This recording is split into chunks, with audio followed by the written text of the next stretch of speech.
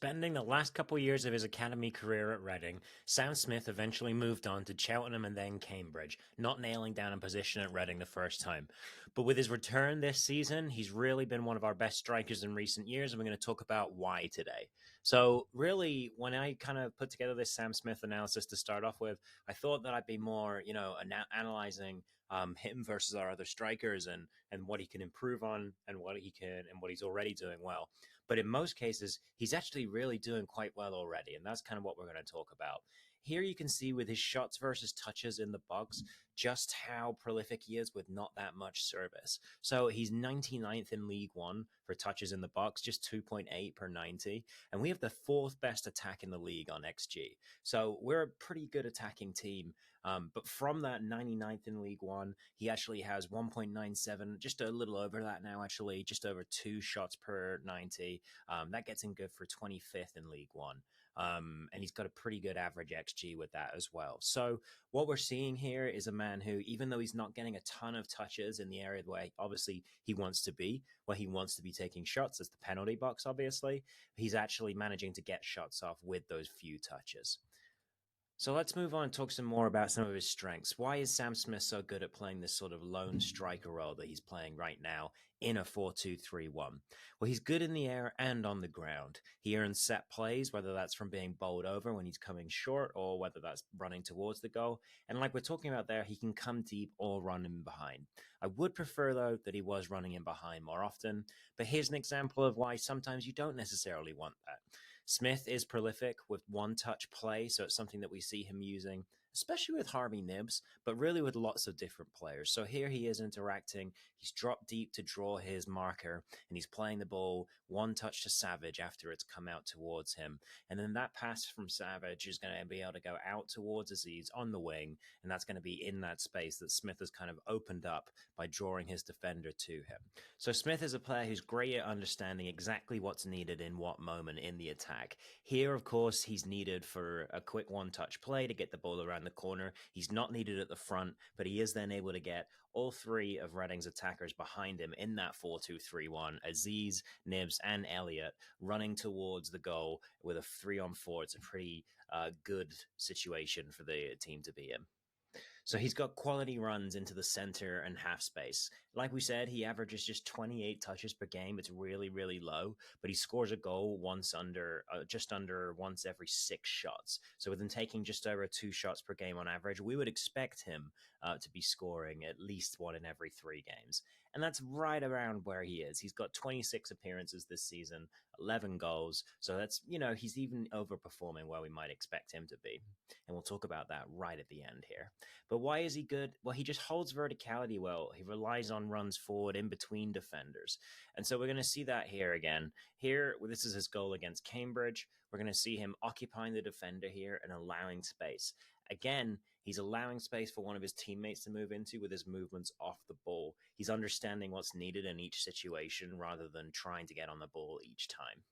So then, as the ball makes its way into the box, it goes towards Elliott, but it is blocked before Elliott can get on the ball and take a shot. And of these 3 players here who are in the box, 1, 2, 3, right next to each other, Smith is going to be the first to react, to get back across, and he comes in. You can see he's managed to get good separation from those players who are just level with him. He shoots against the grain with a very strong left foot. The vast majority of Smith's goals are coming off his left foot. I believe 8 of the 11 he scored this season. So one more of his strengths, he's good at pressing. He's pressing in a 4-2-2-2. Yes, I'm afraid so. A 4-1-4-1 or a 4-2-3-1 structure. But he's often the intended recipient of a ball just won back, not necessarily the person who's going to be winning that ball back. So he's got a high tackle win percentage and duel win percentage, but he's actually got low overall numbers for how many tackles and duels he's attempting, per game. So he's not necessarily the person who is actually making the challenge. That's more likely to be Harvey Nibbs or Aziz, but he is somebody who's kind of springing that trap with pressing. And we can see him using the sort of 4-2-2-2 or sort of a 4-1-3-2 structure here. This gets two people up top. It allows earlier access to the back line to make sure that they have less time to play the ball out. Here against Derby, it's working against a back three. So you can see Nibs and Smith pressing together. You can see them identifying the issue there in the defense. They try and pass it out to the right center back, but it's just not getting around. Nibs is able to close that man down. Elliott there on the left side, able to block out one of his easier passes. And as the ball goes back towards the goalkeeper, you can see Sam Smith here already begins to make his way back over there, trying to make sure that the goalie doesn't have time. The goalkeeper then ends up having to clear it out. It's not particularly accurate. It goes out of play. And then in the back here, you can just see that sort of 4-2-2-2, 4-1-3-2 structure of the press with Elliott, Savage, and Aziz over here. Let's talk about the lone striker role. The lone striker role is something that we've seen quite a bit from Reading in the last few years, most notably from Lucas João. Obviously, João, with his first season underneath Paunovic, really hit the ground running and scored a bucket load of goals in the first half of the season, and then eventually petered out as his career with Reading went on and really had some issues playing underneath Paul Ince that I think most of us know about. But I wanted to compare to a decent or a mostly similar season to the one that Smith's been having. So we're going to compare João in 21-22 to Smith in 23-24. Both players were playing as a lone striker in a 4-2-3-1 system. Both players were involved in a relegation fight, but different profiles created results in very different ways. And I want to talk about that a little bit. So we're going to talk about a 3-2 loss from both seasons. So this is where obviously Reading are chasing a win or chasing the game for most of the game. The game state is going to be losing for the most part. And I want to talk about how the strikers sort of try to affect the game when that is the case. So here you can see that João is able to generate 0.46 XG plus XA in this game. It was just over 1 XG total in this game for Reading. So did have an effect. And you can see that he was on the left side and over here in the box. So now we're going to kind of talk about the different ways in which these two lone strikers would use the defenders and kind of use contact or lack thereof to make chances. So with this one, what you're actually going to see here is as the ball gets shifted across from the right half space over to the left wing, you're actually going to see João switch off the right center back here and onto the left center back here.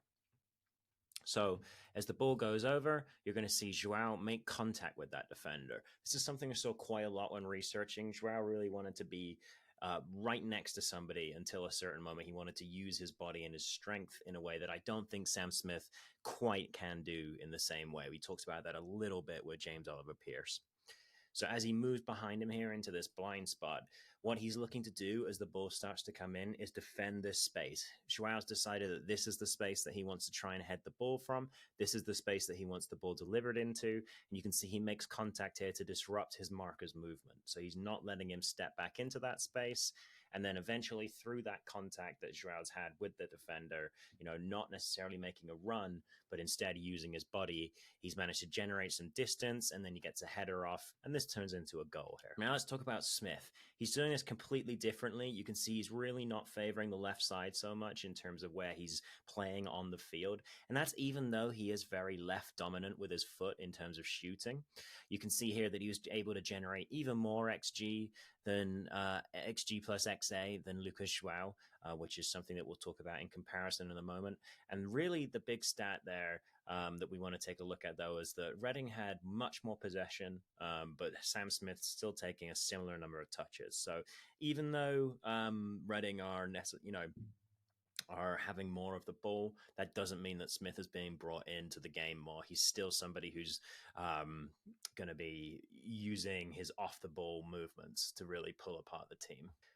So here, what we're going to see is Smith kind of moving in between. So we're going to compare him here to the way that João was kind of making contact, getting really close to his defender, to the way that Smith will instead kind of go in between players to kind of find space. So as this ball is delivered here by Mola, you can see Smith is here connected to the left center back, but he's going to run past that into this space here in between.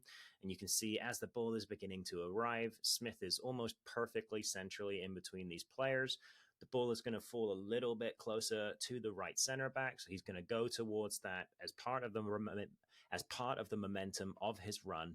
And he gets this ball just over the top. He does win the aerial duel, but this one goes just over. So let's look at them together now. So, like we said, these are kind of similar in terms of game state, but they are different in terms of possession. Smith able to generate much more XG plus XA than Joao. So, what really we're seeing here is that while they're both able to generate a similar amount of threat from their shooting, Smith offers more in terms of his passing as well. And here, one of those ways in which that's happening, we can kind of see 44% of Smith's duels won versus just 11% for Joao. Obviously, Joao is a great player. There were some issues with his commitment levels at times, or at least perceived issues with those commitment levels at times. Smith has no such issue.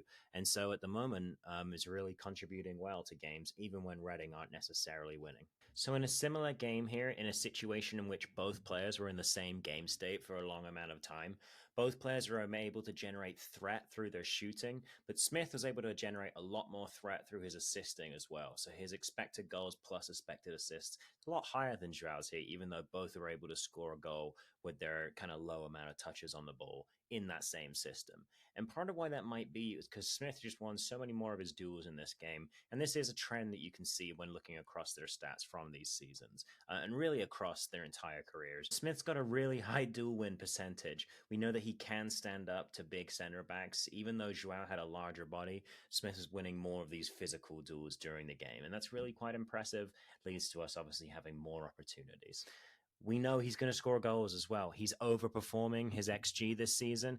XG is below 9, and yet he's on 11 goals, good for 11th in League One. He's just under a goal every other game, which is kind of that old-fashioned metric that we want strikers to be hitting. So really, it's been a pretty decent season for Smith by all standards.